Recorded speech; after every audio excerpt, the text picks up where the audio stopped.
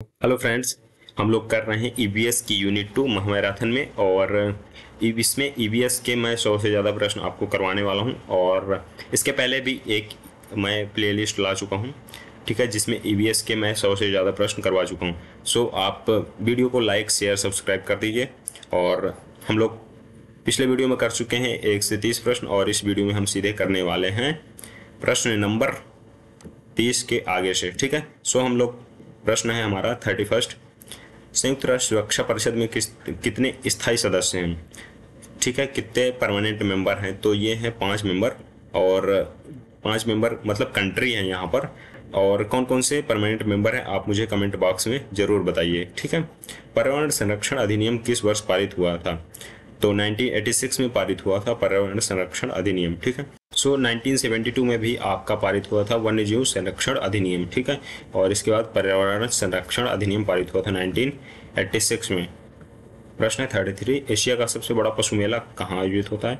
सो ये सोनपुर जगह है, सोनपुर, और ये बिहार में है, ठीक है। एशिया लार्जेस्ट कैटल फेयर, मतलब यहाँ पर जितना पशु मेला है, जितने पशुओं की खरीद होती है यहाँ पर, खरीद बेच, तो यहाँ पर होती है कहाँ पर? सोनपुर, बिहार में, ठीक है।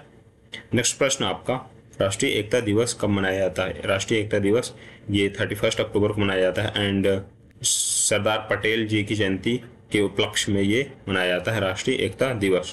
भारत में प्रोजेक्ट टाइगर की शुरुआत किस वर्ष हुई? सो प्रोजेक्ट टाइगर है इंडिया में, ये कब शुरू हुआ? तो 1973 में ये शुरू हुआ है, ठीक है। प्रोजेक्ट टाइगर कब स्टार्ट हुआ? 1973 में, 1973 में।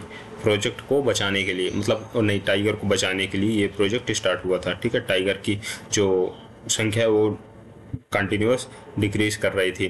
ग्रीन पीस इंटरनेशनल का मुख्यालय अवस्थित है, कहाँ मुख्यालय है इसका? एम्स्टर्डम में, ठीक है। Green peas international, Amsterdam.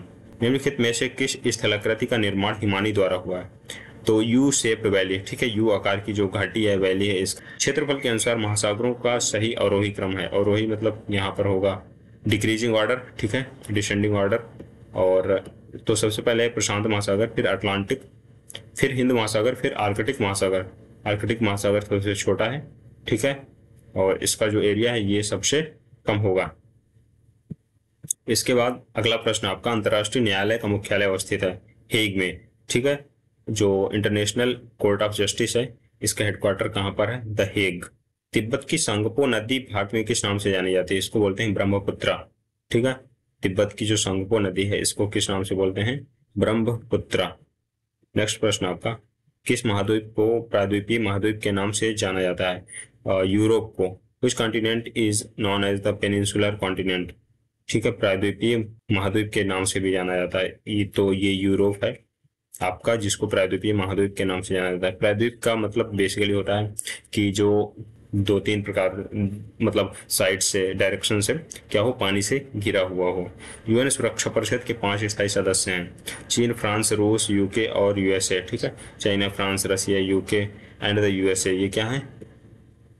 इसके पहले प्रश्न में मैंने बताया था कि 5 स्थायी सदस्य कौन कौन से, आपने कमेंट बॉक्स में पूछा था आपसे, ठीक है, कि आप उनको कमेंट करके बताइए। तो ये है चीन, फ्रांस, रूस, यूके एंड यूएसए, ठीक है। भारतीय मानक समय किस रेखांश पर अपनाया जाता है? सो 82.5 डिग्री ईस्ट रेखांश पर, ठीक है। जो 82.5 मतलब 82.5 डिग्री पूर्वी रेखांश है, पूर्वी जो लॉन्गिट्यूड है इस पर, वो होता है भारत का जो मानक समय है, इंडियन स्टैंडर्ड टाइम, आईएसटी, ठीक है। तो ये वहां पर होता है। भारत का मानक समय ग्रीनविच माध्य समय से कितना आगे रहता है, ठीक है। तो ये रहता है 5.5 घंटे होता है, ठीक है। नेक्स्ट प्रश्न है 45 आपका, विश्व जनसंख्या दिवस कब मनाया जाता है? So when is world population day celebrated? तो ये है आपको आपका 11 जुलाई। यहाँ पर ये थोड़ा सा मार्क हो गया, बट ये है इसका आंसर, सही आंसर क्या है? 11 जुलाई को, 11 जुलाई को मनाया जाता है वर्ल्ड पॉपुलेशन डे, ठीक है। भारतीय उपमहाद्वीप मूलतः एक अंग था। The Indian subcontinent was originally part of, तो गोंडवाना लैंड का ये पार्ट था एक ओरिजिनली, किसका? गोंडवाना लैंड का, ठीक है। भारत में सबसे ऊंची चोटी कौन सी है? केटू कार्डविन ऑस्टिन इसको बोलते हैं। और नंदा देवी, ये भी भारत का ही एक पर्वत है, बट जो केटू है ये सबसे ऊंची है। और माउंट एवरेस्ट क्या है? वर्ल्ड की सबसे ऊंची चोटी। भारत में सबसे ऊंचा पठार कौन सा है? सो लद्दाख का पठार है जो ये भारत का सबसे ऊंचा पठार है, लद्दाख का पठार, ठीक है। निम्नलिखित में से किस महाद्वीप को पक्षियों का महाद्वीप के उपनाम से जाना जाता है? महाद्वीप मतलब यहाँ पर ज्यादा पक्षी पाए जाते होंगे। दक्षिण अमेरिका। दक्षिण अमेरिका में क्या है, फ्लोरा एंड फौना काफी ज्यादा है। किस पर्वतीय स्थल को सतपुड़ा की रानी कहते हैं? सो पंचमढ़ी है। Which hill station is known as the queen of Satpura?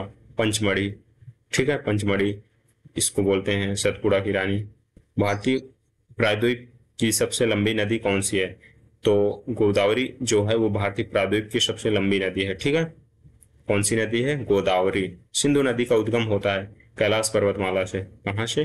Kailash पर्वतमाला से सिंधु, और फिर ये पंजाब के रास्ते बहती हुई पाकिस्तान में भी जाती है, ठीक है, कैलाश पर्वतमाला से। भागीरथी और अलकनंदा के संगम पर स्थित नगर है, कौन सा नगर स्थित है? देवप्रयाग, ठीक है, भागीरथी और अलकनंदा। राष्ट्रीय शिक्षा दिवस कब मनाया जाता है? राष्ट्रीय शिक्षा दिवस नहीं, 11 नवंबर को मनाया जाता है। किस दिन मनाया जाता है राष्ट्रीय शिक्षा दिवस? 11 नवंबर को, ठीक है। One is national education day celebrated 11 November, 11th of नवंबर। निम्नलिखित में से कौन सी नदी अंततः अरब सागर में गिरती है? तो अरब सागर में कौन सी नदी गिरेगी? इन ऑप्शंस में से बताना है आपको। कावेरी, गंगा, यमुना, नर्मदा। नर्मदा नदी है आपकी, ये निकलती है मध्य प्रदेश के अमरकंटक नामक स्थान से, ठीक है, और ये आपकी बहती हुई चली जाती है अरब सागर में। इसको बोल सकते हैं उल्टा बहती है, ठीक है। ये बहती है पूरब से पश्चिम की ओर, और सारी नदी कैसे बहती है? पश्चिम से पूर्व की ओर, उनकी जो डायरेक्शन है, ठीक है। सतपुड़ा और बिंद के बीच कौन सी नदी बहती है? तो नर्मदा नदी बहती है सतपुड़ा और बिंद के बीच। सतपुड़ा और बिंद पर्वत श्रृंखला यहीं चालू हो जाती है एमपी से, और मैं अभी एमपी बॉर्डर में ही रह रहा हूँ, ठीक है। टर्की किन के मध्य स्थित है? टर्की जो कंट्री है, तुर्की है, काला सागर और भूमध्य सागर के बीच। किसके मध्य? काला सागर और भूमध्य सागर के बीच। सूरत किस नदी के तट पर है? सूरत ताप्ती नदी के तट पर है। सूरत है गुजरात में। भारतीय मरुस्थल की एक महत्वपूर्ण नदी है लूनी।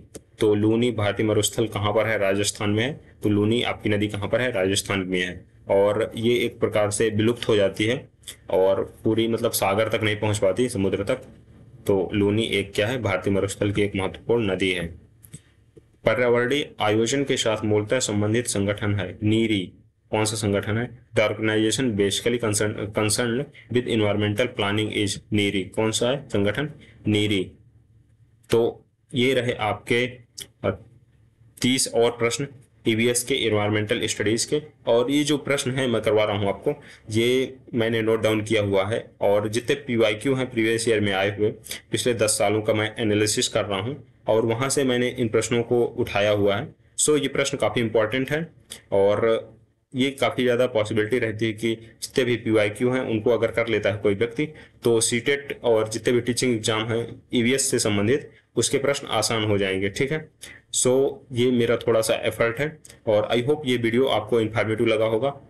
अगर वीडियो पसंद आए तो वीडियो को लाइक कीजिए, और अगर कोई भी व्यक्ति टीचिंग एग्जाम की प्रिपरेशन कर रहा है आपके सर्कल में, तो आप उन्हें भी ये वीडियो जरूर शेयर कीजिए ताकि उनकी भी हेल्प हो सके, ठीक है। आज के वीडियो में बस इतना ही। Till then keep learning and bye.